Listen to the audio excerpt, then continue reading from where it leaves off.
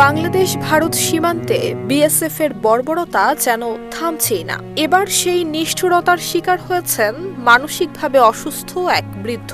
ভারতের সীমান্তরক্ষীরা বাংলাদেশ ভূখণ্ডে প্রবেশ করে ওই বৃদ্ধকে রাইফেলের বাঁট দিয়ে পিটিয়ে নির্মমভাবে আহত করে ফেলে রেখে যায়।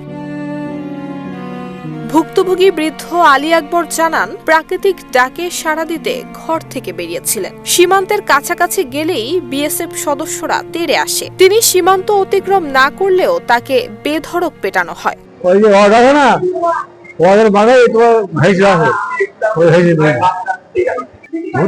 বর্ডারের ধারে উনি গিয়েছিল, ওনার মাথায় সমস্যা।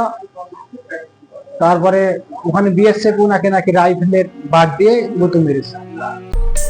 আরে কাট আপ কেনাকাটা লেভেল আপ করতে এলো cut up. Best deals, authentic products আর ফাস্ট ডেলিভারি পেতে ডাউনলোড করুন কাট আপ অ্যাপ। পরিবারের পক্ষ থেকে জানানো হয়েছে, বৃদ্ধ আলী আকবর কিছুটা মানসিক ভারসাম্যহীন। মাঝে মধ্যেই তিনি বাড়ি ছাড়েন। 25 জুলাই রাতে চুয়াডাঙ্গার দামুড়হুদা উপজেলার হুদাপাড়া সীমান্তে কৃষি জমিতে গুরুতর আহত অবস্থায় আলী আকবরকে পড়ে থাকতে দেখলে স্থানীয় এক যুবকের সহায়তায় তাকে উদ্ধার করা হয় এবং পরবর্তীতে পরিবারের সদস্যরাই তাকে চিকিৎসা দেন। ওই যে হুদাপাড়ার বর্ডার থেকে বিএসএফ গাড়িতে তুলে দিয়েছে, দিয়ে আমরা বাসা থেকে ভাই দিয়ে বাজারে ফার্মেসে চিকিৎসা চলছিল। অবস্থার অবনতি হলে ওই বৃদ্ধকে ভর্তি করা হয় জেলা সদর হাসপাতালে। তার শরীরে একাধিক আঘাতের চিহ্ন পাওয়া গেছে বলে জানিয়েছে হাসপাতাল কর্তৃপক্ষ।